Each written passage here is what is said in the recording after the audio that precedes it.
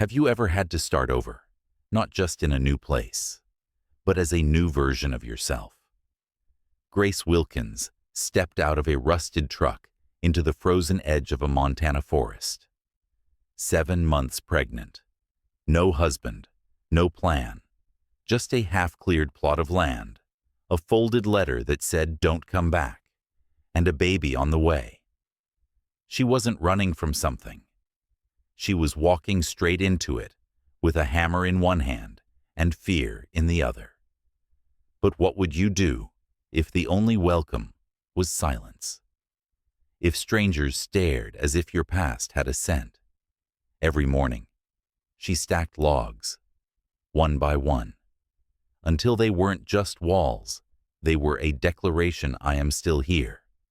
And somewhere between the cracked soles of her boots and the whisper of snow, someone began watching, not to judge, but to understand. Would you let kindness in, even if it arrived quietly on horseback and didn't say a word? This isn't a story about rescue. It's a story about rebuilding of home, of trust, of self. Stay a while. Let this cabin, and the hearts inside it, remind you of something you may have forgotten, the strength it takes to be seen and to belong. Grace Wilkins stepped off the rusted truck, boots sinking into frosty ground. This was the last place she planned to build a home, but maybe it was the first place she'd build one. Right. The air bit at her cheeks. Her breath came in slow clouds, drifting upward toward the trembling birch branches. October in Aspen Hollow was neither cruel nor kind. It simply was. The kind of quiet chill that didn't knock on the door, but stood waiting outside until someone noticed. She stood a moment longer, looking out over the modest parcel of land she'd bought sight unseen. The paperwork had arrived 3 weeks late. The mailbox had been empty the next morning. That had felt like a sign. Now she wasn't so sure. On the passenger seat sat 3 things: a hammer wrapped in cloth, a soft blue baby blanket, and a folded note with tired edges that read, "Don't come back." She hadn't. Grace pulled on her second flannel tighter, the cuffs worn but warm. The boots on her feet had cracks at the seams. She felt the sting of dampness already. She didn't care. What mattered was this land, the trees, the promise that she could build something with her own hands, not because someone let her, but because she chose to. She started with the brush. The first few hours were just her and the rhythm of clearing snap, haul, pile. The silence didn't press down on her like it used to. Here. It was more like something that gave her space. Around mid-morning, she heard the crunch of gravel. A mail truck pulled up slowly, its tires stirring up dust that glittered in the sun. Jed Kelly stepped out, moving like someone who'd done this route for 20 years and didn't plan on stopping anytime soon. He didn't say much, just handed over a small stack of mail, mostly addressed to occupant, and gave her a nod. He looked at her face longer than most did, like a clock trying to remember the time. But he didn't ask anything. She liked that. After he left, she returned to the foundation stakes, checking where she'd eventually pour concrete. The brush still needed more work. She wrapped her fingers around the handle of the axe and began again. By late afternoon, her lower back burned and the muscles between her shoulders ached. She dragged the first support beam from the back of the truck, wobbling under its weight. Her breath caught halfway up the hill. Then she noticed him, Luke Callahan. He sat on a dark gelding just beyond the tree line, one hand resting lightly on the saddle horn. His cowboy hat shaded most of his face, but his eyes followed her movements. She didn't wave. He didn't either. He didn't offer to help. Didn't call out. Just watched her struggle, then tipped his head in a small, deliberate nod before guiding the horse slowly away. Dust rose behind them in a trail that disappeared almost as soon as it began. That night, Grace didn't light a fire. She wasn't ready to waste kindling yet. The truck cab offered enough shelter for now. She curled herself around the baby blanket, not for warmth, but for grounding. Her fingers traced the worn handwriting on the envelope from her mother, unopened. She'd memorized the return address months ago. That was enough. The wind whistled through the birch trees like a song too old to hum. Somewhere nearby, an owl called. Her breath slowed. The ache in her legs became familiar. She didn't sleep long. A faint sound metal on wood pulled her from half-dreams. Her hand reached instinctively for the flashlight in the glove box. She opened the door slowly, boots hitting the cold ground again. Every crunch underfoot felt like it echoed louder than it should. She turned the light toward the clearing. There, just near the stakes, sat a wooden box. Neat. Unmarked. She approached, heart steady but curious. The lid wasn't nailed shut. She opened it with one hand, the other still holding the flashlight. Inside split firewood, a few canned goods, and a folded note with no name. Her breath caught, not from fear, but something else. Maybe recognition, maybe grace. She reached down to lift the box and noticed something tied to the handle, a horseshoe bent, but polished. Luke Callahan didn't ride to offer help. He rode to watch until helping no longer felt like intrusion. The horse's breath fogged in soft plumes as it moved through the thinning woods. The saddle creaked beneath him, the reins loose in one hand, a paper sack balanced in the other. He didn't say a word as he approached the clearing. Just slowed to a stop, scanned the site, and dismounted with the kind of quiet worn into men who had once performed in front of crowds but now preferred trees. The truck was still there. The same horseshoe from 2 weeks ago hung on a nail above the tailgate, a little shine left where fingers had brushed it.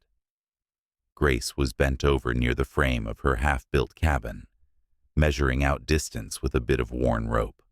Her shoulders looked stiff, and her belly strained beneath the oversized flannel. But she didn't stop. The hammer kept swinging. Luke placed the sack on the stump nearest the edge of the work site.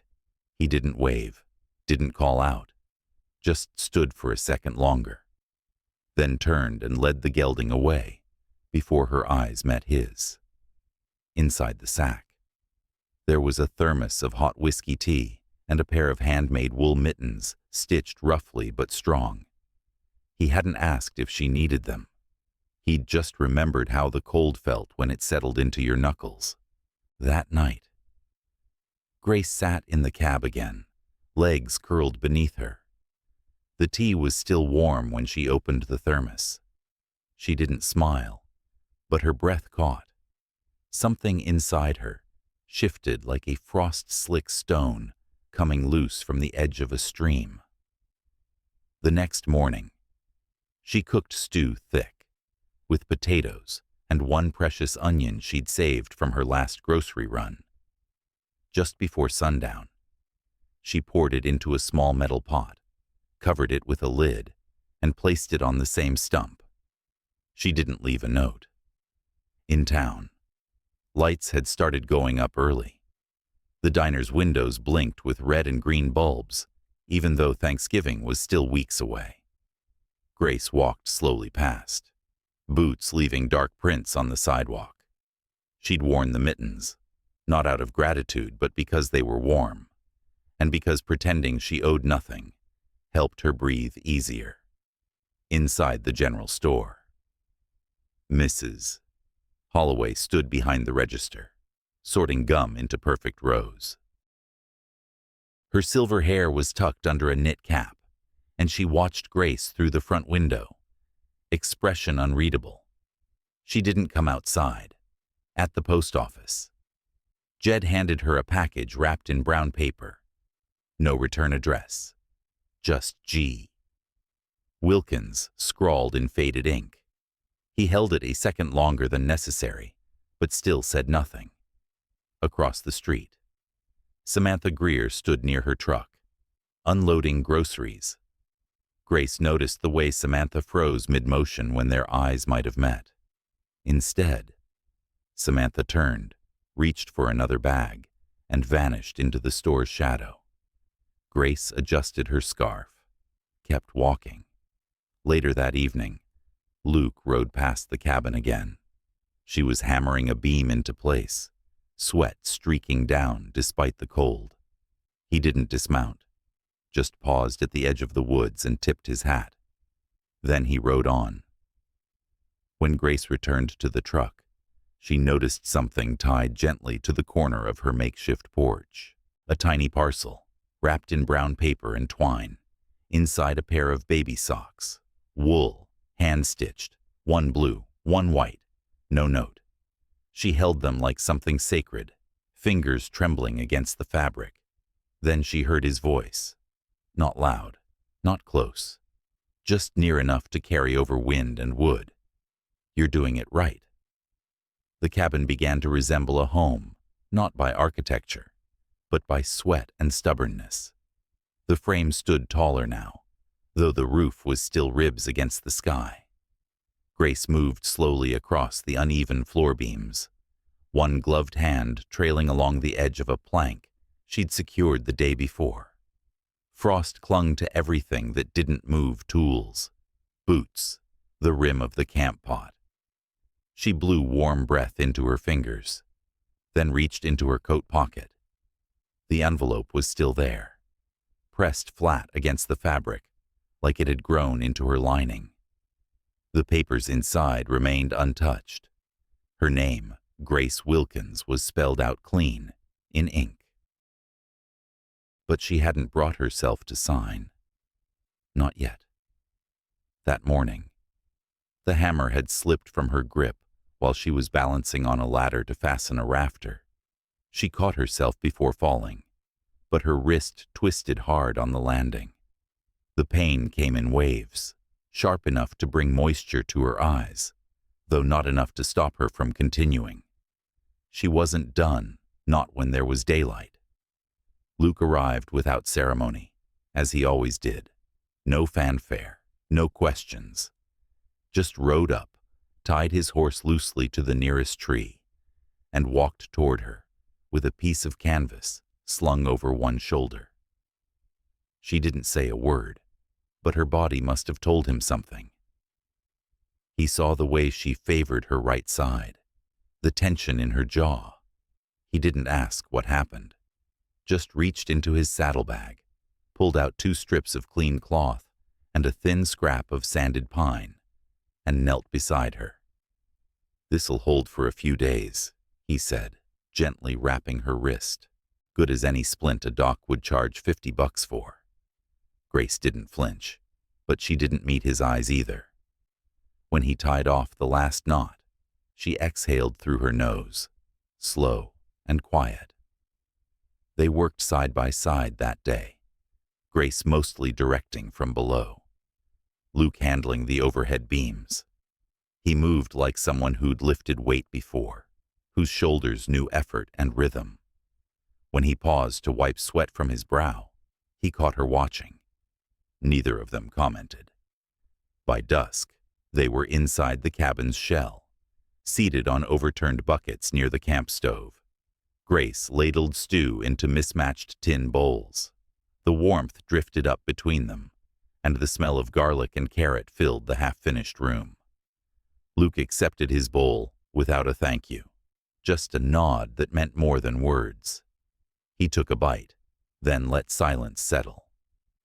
"My wife," he said eventually, liked putting bay leaves in everything, even biscuits. Swore it deepened the soul of the dough. Grace blinked. She didn't smile, but her lips softened. She was a rider, she asked. "Better than me," he replied. "Did barrel races barefoot. Had a scar down her knee to prove it. They didn't talk much more after that. But the air between them changed, less guarded, more shared. Later. Grace sat alone near the stove, a blanket wrapped around her legs. She pulled the envelope from her coat and opened it. The pages inside felt too clean, too final. She read each line, lips unmoving. Her pen hovered, then lowered. She folded the papers back into the envelope and set it aside. The sound of tires on gravel broke the quiet. A dusty red truck pulled up. Earl stepped out, wearing overalls and a wool cap. He didn't greet her, just wandered toward the cabin's front frame and looked up. "You're overbuilding that porch," he said after a long pause.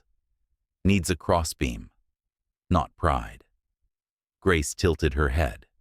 Earl didn't elaborate. He walked around the side, muttered something about pitch angles, then nodded once and got back in his truck. That night, Luke came back briefly, just to check the tarp over the lumber. As he passed near the porch, he spotted the horseshoe. It had rusted where the snow had pooled. He picked it up, rubbed at it with a gloved thumb. "Still good steel," he said, half to himself, half to the wind. Grace, watching from inside, lit the lantern. She moved toward the stove. Envelope in hand, she opened the door, fed in a bit of kindling, then paused. She set the divorce letter inside but didn't light the fire. When Grace walked into town, people didn't see a woman building a cabin. They saw a woman who didn't belong. The frost had barely lifted from the eaves of the storefronts when she arrived. Thanksgiving was only a day away, and Aspen Hollow had gone and draped itself in a version of holiday cheer that felt more brittle than bright garlands of gold tinsel strung between lampposts, paper cutouts of turkeys taped to the general store's windows, and a hand-painted banner that sagged above the diner door. Gratitude is homemade. Grace wore her lighter coat, the heavier one too stiff from yesterday's snowmelt.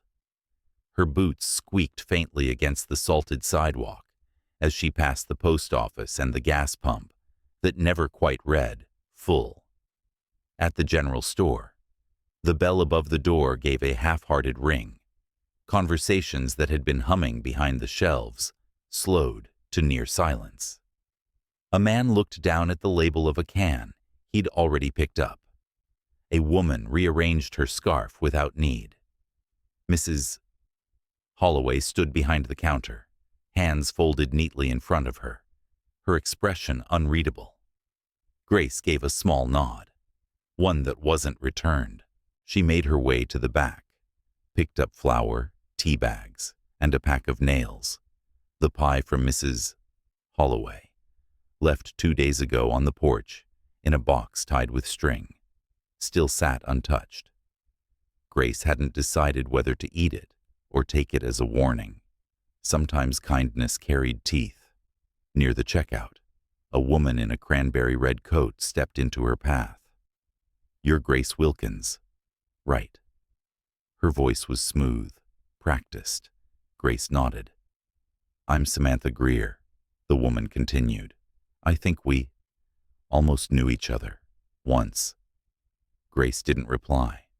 Samantha's eyes scanned her coat, the worn gloves, the bits of wood stuck to her jeans. "You know this town isn't kind to strangers," she said, the smile never reaching her eyes. Grace adjusted the strap of her canvas bag. "Then I'll teach it." Samantha's lips parted slightly, as if the response had caught her off guard. She stepped aside without another word. Behind Grace, someone coughed a soft, dry sound. Luke was at the counter, laying down cash beside a box of nails. He didn't look over. He didn't speak, just took his change, nodded once toward Mrs. Holloway, and left. Outside, the wind had picked up. Grace wrapped her scarf tighter. stepping into it like armor. She didn't check if Samantha was watching. She didn't need to. At the diner. The door swung open as she passed. Jukebox music drifted out an old Hank Williams tune, full of longing and slide guitar. Jed Kelly leaned against the door frame, sipping coffee from a paper cup. "Roads are icing faster than folks admit," he said, nodding toward her belly. "Bundle your belly. Snow won't wait." Grace offered him the smallest smile of the day. "I'm warm enough." Jed didn't press, just tipped his cup and moved aside. She passed the Christmas tree lot being set up across from the feed store.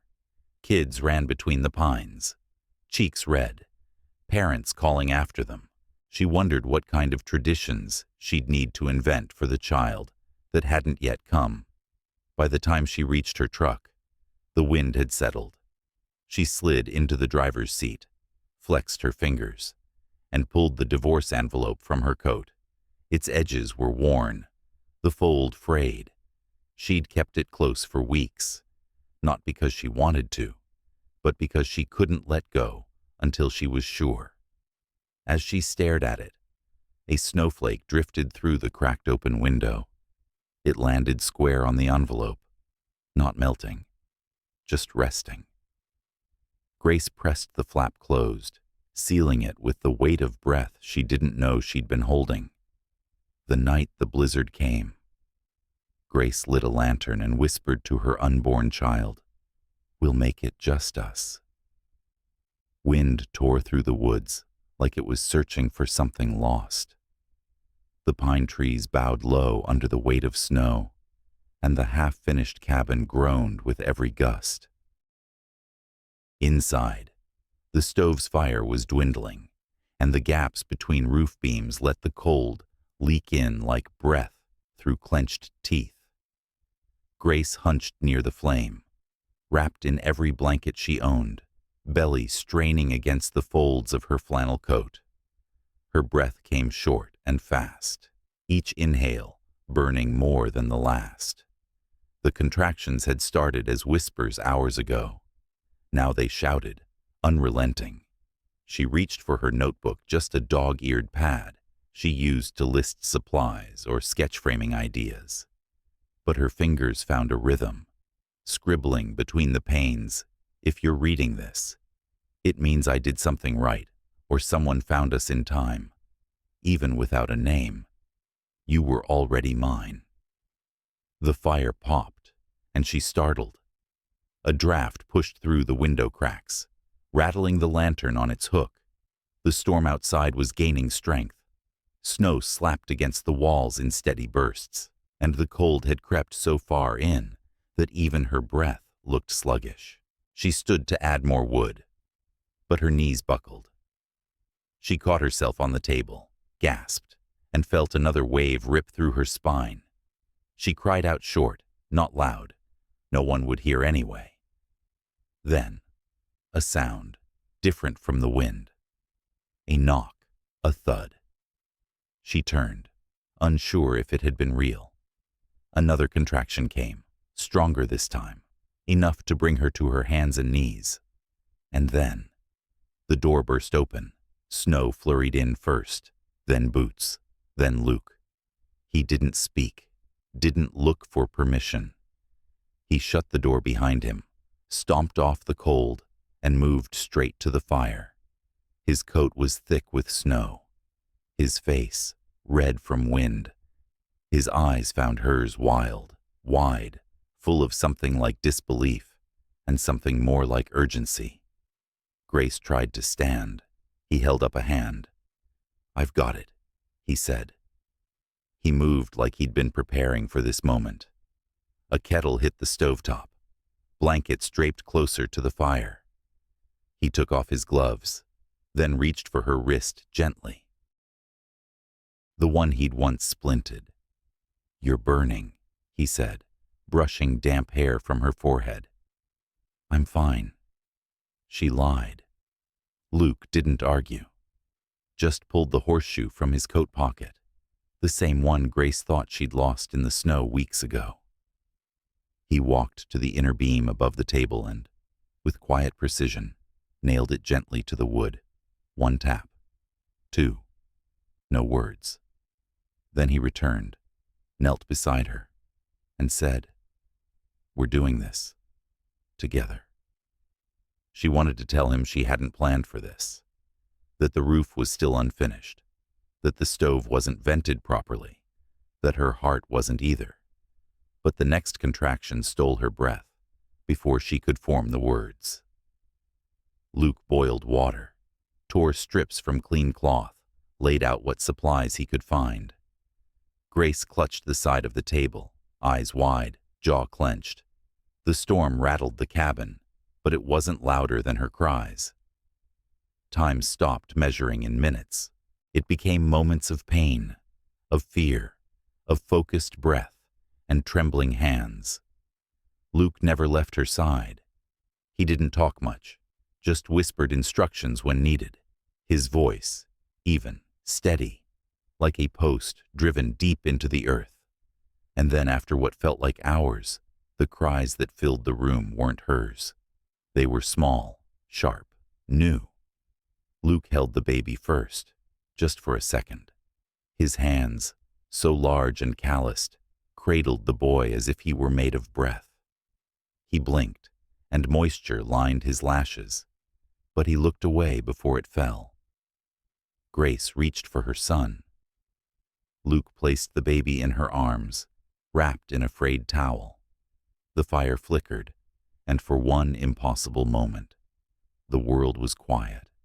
Her chest rose and fell with slow, uneven rhythm. Her thumb brushed the baby's cheek. She smiled, not wide, not certain, but real. "You came back," she whispered. Luke looked at her, then at the baby, then back again. "Told you I wasn't passing through."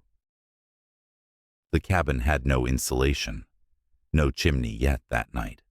It felt warmer than any home Grace had known. Snow still blanketed the trees outside, soft and soundless. It coated the firewood stack like icing on stale cake and buried the tire tracks where Luke's boots had once walked. But indoors, the kettle whistled gently, and the air carried a scent of cedar, baby skin, and something like safety. Grace sat in the old rocking chair Luke had hauled in yesterday from someone's forgotten shed. The seat creaked beneath her, its rhythm just enough to lull the small bundle in her arms.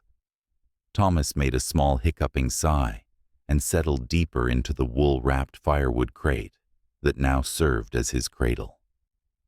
Luke moved slowly across the room, fixing leaks in the roof seams with strips of oilcloth and quiet hums. His sleeves were rolled past his elbows, arms freckled with sawdust and snowmelt. He didn't speak unless necessary.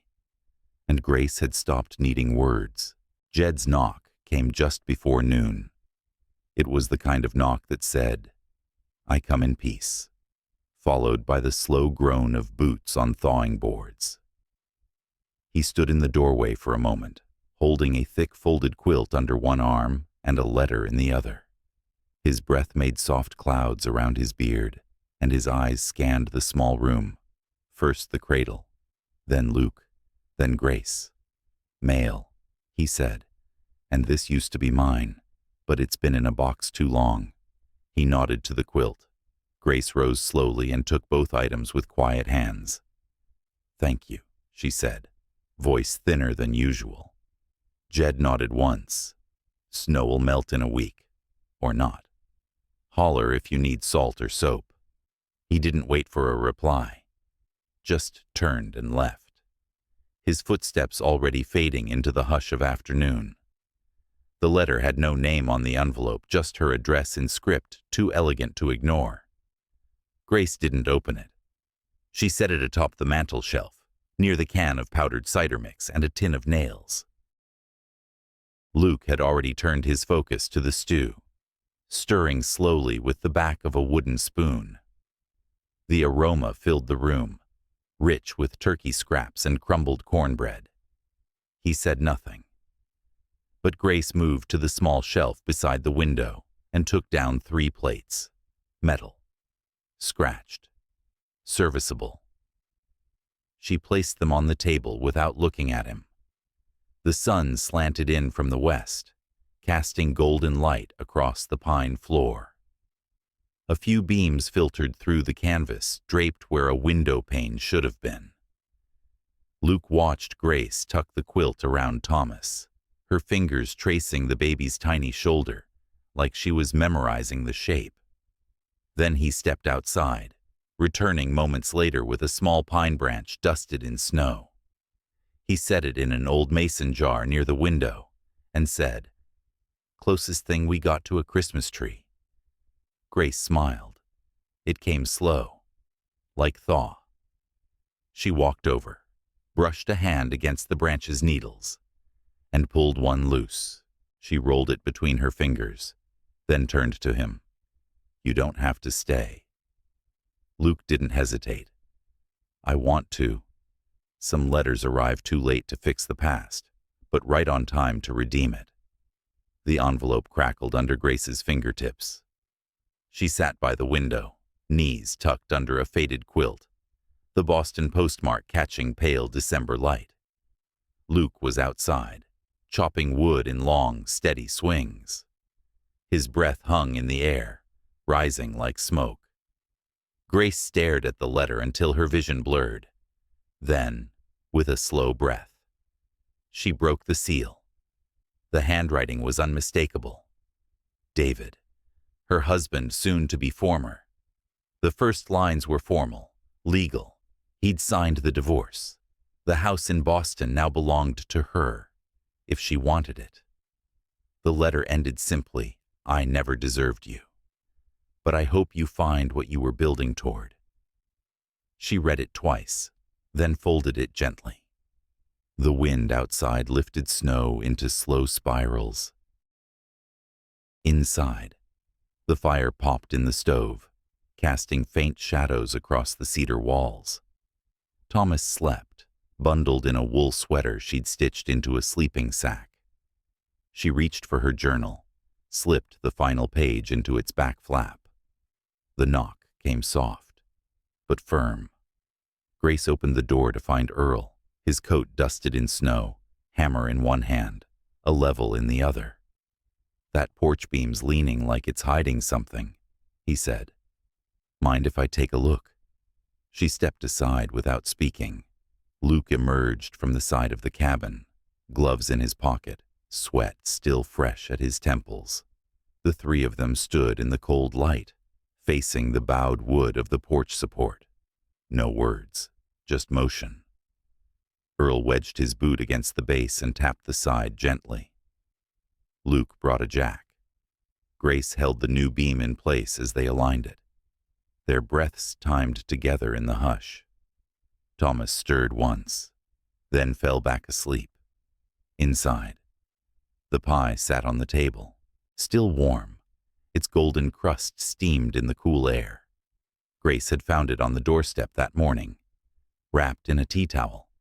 She hadn't touched it, unsure if it was kindness or pity. Now, Mrs. Holloway stood nearby, gloved hands clasped, eyes not meeting hers. "You might as well eat it warm," the older woman said. "Cold pie's a sin." Grace almost smiled.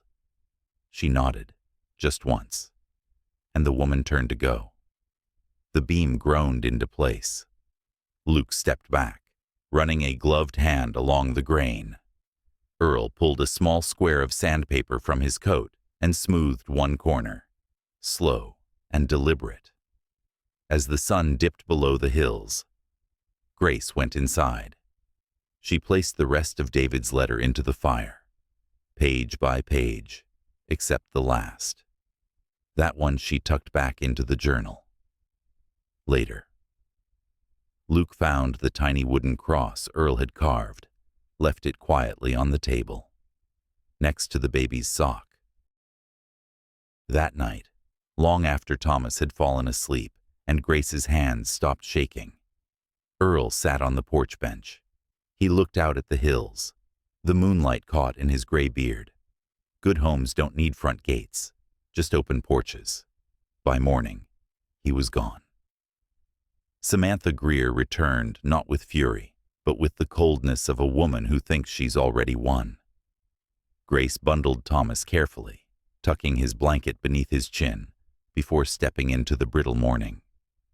The snow hadn't fallen fresh since Tuesday, but the world still wore its coat of silence. Across town, thin curls of smoke rose from chimneys, each house glowing with its own quiet survival. Her boots crunched over the icy gravel toward the post office. In her coat pocket, the divorce papers lay flat, signed, folded once. Inside, the heater hissed softly. Christmas songs played low from a battered radio set on the clerk's desk, and a pine-scented candle flickered near the window. Grace stepped up, handed the envelope across the counter, and exhaled as though with it she had released something from deep within her chest. As she turned, she nearly collided with Samantha Greer. The woman wore a plum-colored coat, the fur trim neat and purposeful. Her lipstick was perfectly applied, as though cold air feared to touch her. "You got what you wanted, attention," Samantha said, tone light but precise. Grace looked at her without blinking. "No, I got peace." For a moment, nothing moved. Then Samantha smiled, not the friendly kind, but the polite dismissal of someone who couldn't quite admit to losing ground. She nodded, just once, and walked past. Outside, the air bit a little harder. Thomas shifted in her arms, his nose pink. He looked up at her and smiled, just a soft curl of his lip, barely a thing at all. But it caught Grace so off guard that she stopped walking. That smile didn't come from memory. It came from belonging. Morning. Miss. She turned to see a boy, maybe 10, pulling a sled stacked with chopped firewood. His gloves were too big for his hands, and his breath came fast. "Selling for your family?" Grace asked. He nodded. "Pa's back's not right, but your man, he helped us chop these. Said you make good soup." Grace blinked. "My man." The boy shrugged. "Tall. Quiet. Rode a paint horse. That your baby?" She nodded. "He smiled like that too," the boy said, before trotting off. Back at the cabin, the stove still held warmth from the morning fire. Grace set Thomas down in his crate bassinet and fed in a few logs, then poured tea into her chipped enamel mug. She stood by the window, the light golden and slow. Beside the hearth sat a small package wrapped in brown paper, tied with a bit of twine. Luke's handwriting for later. She opened it slowly. The book was old worn leather cover, spine softened with time. Walden, by Henry David Thoreau. Inside the front cover, scrawled in dark ink to starting over, log by log. Grace ran her thumb over the words, heart unsteady in the best kind of way. She sat down in the chair by the fire, the book on her lap, Thomas cooing in the quiet. Outside, the wind stirred. There was a knock at the door. Jed Kelly, mail satchel across his chest, frost on his beard. "Afternoon," he said, handing her a single envelope. "From Boston." Grace opened it carefully, hands steady this time. The words were simple. The seal firm. The divorce was final. They didn't have garlands, lights, or a turkey, but somehow it felt exactly like Christmas should. The morning came pale and still, the kind of silence that only fresh snow could make. Grace opened the cabin door slowly, her breath curling into the cold air like a ribbon. A wreath looped together from dried vines, and a bit of old horseshoe wire hung above the doorframe, right where the horseshoe used to be.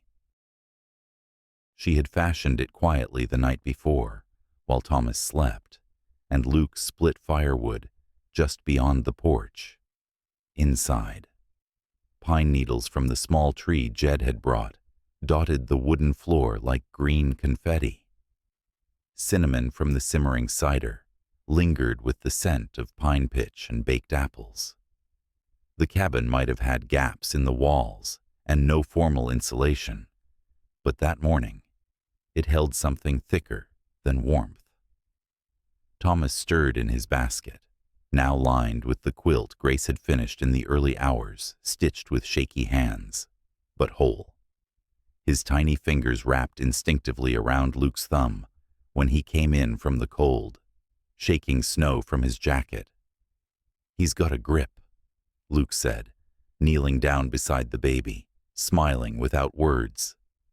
Grace had pinned a card to the inside of the cabin door for every kindness. It wasn't a declaration, just an offering. She stepped back as Jed Kelly entered, carrying a tiny spruce tree. Roots, still wrapped in burlap, was gonna throw this out. Jed said. Figured maybe it'd rather live a little longer. Next came Mrs. Holloway, a wool scarf tied under her chin, holding a tin of cookies that smelled like nutmeg and patience. She didn't speak at first, just handed Grace the tin and nodded. Then, just under her breath, she added, "They're shortbread, family recipe. I don't share that with just anyone." Grace smiled, touched a hand lightly to the older woman's elbow. "Thank you. For this. And for the pie." Mrs. Holloway's gaze flicked to the wreath. "You hung that yourself?" Grace nodded. "Looks right," the woman said, and walked in without asking. As the morning passed, a few more arrived quiet neighbors with gifts not wrapped, but carried in hand a sack of potatoes, a child's old rattle, a jar of preserved peaches. Someone had brought a box of wood shavings for kindling, wrapped with string and a tiny note for your start. They gathered around the fire, sipping warm cider from mismatched mugs. Luke kept the stove fed and handed out small bowls of leftover cornbread and apple stew. When Grace picked up Walden, her voice a little unsure, the room quieted. She read aloud. "I learned this, at least, by my experiment, that if one advances confidently in the direction of his dreams and endeavors to live the life which he has imagined, he will meet with a success unexpected in common hours. No one applauded. No one needed to." The fire crackled. Thomas cooed, and outside the snow fell in a hush. Luke stepped outside briefly, returning with something in his coat pocket. He waited until most folks had trickled out, leaving behind their kindnesses and footprints on the porch. He sat beside Grace and pulled out a small silver ring, not ornate, not new. Attached to it was a simple leather strap. "It's not for your finger," he said, a little shy. "It's from an old keychain I had. Thought you might want to lock the past, or just keep it close." Grace looked at him, then at Thomas. Her fingers closed around the ring. "Thank you," she said, quiet as snow. Later, as the sun dipped behind the hills, turning the sky soft gold, they stood together under the low beams of the cabin roof. Someone outside had started humming Silent Night. Grace joined in, her voice a little cracked. Luke beside her. Jed hummed harmony. Mrs. Holloway kept time with her foot, and inside, on that day, in that place, something settled, something whole. "She's one of us now," Mrs. Holloway whispered, more to herself than anyone else. When spring melted the snow, the cabin didn't just stand, it welcomed. The trees around Aspen Hollow shook off their white coats, trading frost for the soft blush of early blooms. Along the trail, leading up to the clearing, water ran in ribbons down the ruts, carving quiet songs into the earth. What once looked like a patch of frozen wilderness now stood as something closer to whole cabins with swept porches. curtains dancing in open windows, and children's laughter chasing birds from fence posts. Grace stepped out onto the porch in her house slippers, mug of tea in hand.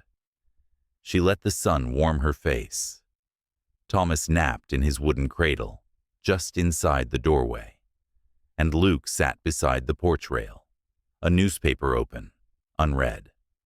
The porch light, now fitted properly to a solar switch Jed had helped install, glowed softly each evening and blinked off with the sun. It had become a kind of beacon, not just for their home, but for the life they'd chosen to craft inside it. Grace had spent the early morning hunched over the kitchen table, pen in hand, writing slowly. Dear Dad, it's been nearly 4 years. I thought anger would last forever, but it turns out it only takes one good thing to soften 100 hard ones.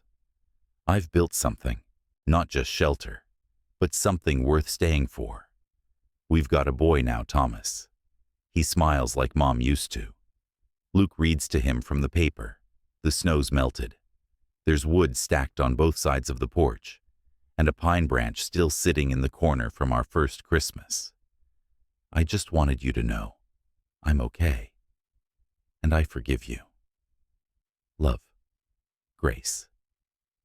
She sealed the envelope, her handwriting slightly crooked, and slipped it into the new mailbox Jed had installed a few days earlier.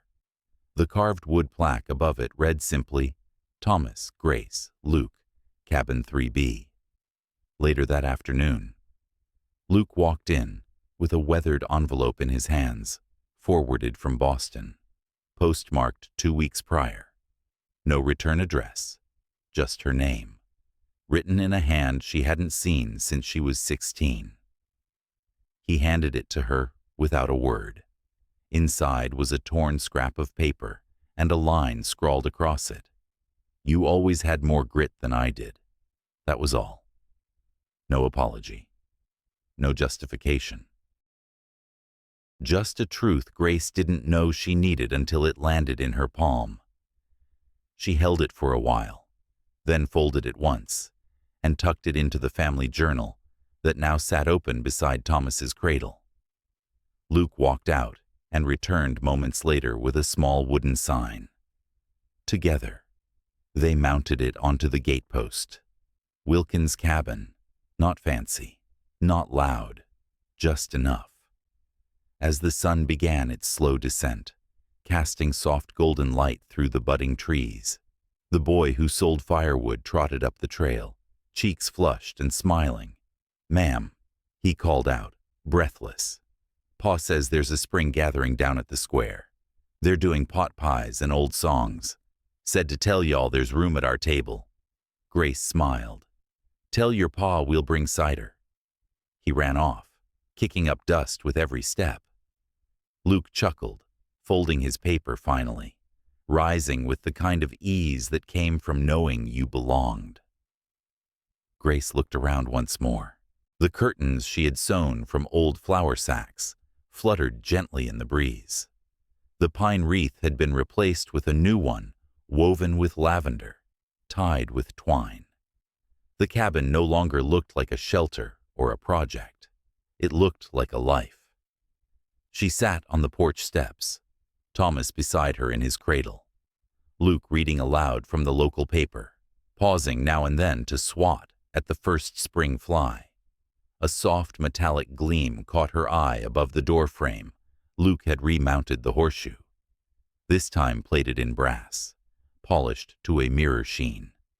It bore a new engraving, quiet and simple.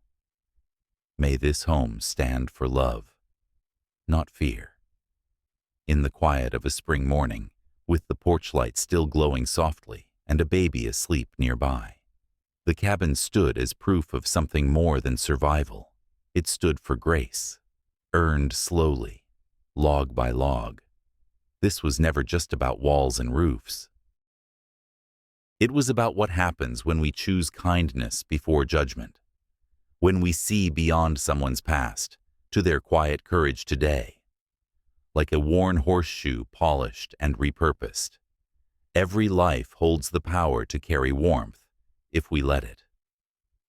If this story touched something in you, perhaps it's time to look again at the neighbor who rarely speaks, at the stranger building something from scratch. There may be more to their story than meets the eye, and maybe, just maybe, the porch light that's always on is waiting for someone like you. Thank you for spending this quiet moment with us. If Grace's story touched something in you, maybe a memory, maybe a hope, please consider liking, sharing, and subscribing to our channel. Every story we tell is a small light left on, in case someone out there needs to find their way home.